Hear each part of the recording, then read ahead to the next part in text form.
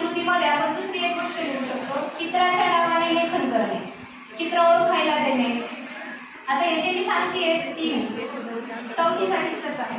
चित्राच्या नावाचे लेखन करणे, चित्राबाबत 2-3 वाक्यात स्पष्टीकरण देणे, तुम्हाला काय वाटतं ते जर नाही सांगता आलं तर आपण त्यांना सांगायला मदत करणे, चित्र काढून दाखवणे, ससा, गाय, मोर किंवा असे निसर्ग चित्र, वेगवेगळी चित्र दाखवून त्यांना त्याविषयी बोलणं करणं.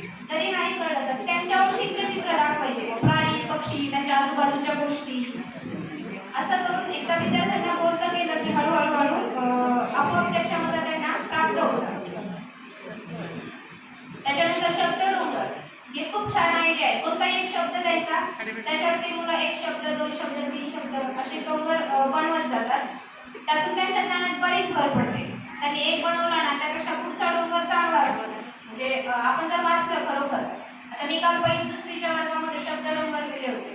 पहिले दिलं शाळा, तर त्यांना काही जमलं नाही एवढा. शाळा 3-4 वाक्य लिहिले मुलांनी, 5-6 मुलांनी 3-4 वाक्य लिहिले.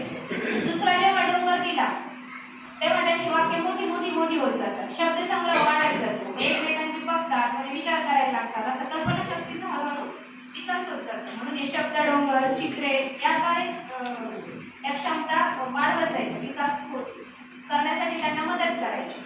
अध्ययन समृद्धी साहित्य संचलित शब्दकार्य. आता इथे क्रमांक दिलेले आहेत, पण आपण आपल्याला जे सोयीस्कर वाटतात ते वापरायचे. आपल्याकडे मोठ्या पेट्या आहेत, त्या उघडायच्या. सगळ्यात महत्त्वाचं म्हणजे काही शाळांमध्ये त्या पेट्या फक्त सामान ठेवण्यासाठी आहेत किंवा बंद करून फोटो काढण्यासाठी आहेत. तर तसं नको व्हायला. त्या पेट्यांमधलं खूप साहित्य उपयोगाचे, ते जर मुलांना घ्या आणि बसा म्हटलं ना तरी पण ते स्वतः 50% काम सोपं करतात. आपलं काम सोपं होते त्याच्यात. गटाकडून किंवा वैयक्तिक शब्द डोंगर बनवायला सांगायचे. यासाठी पण 2 तास इतका वेळ पुरतो.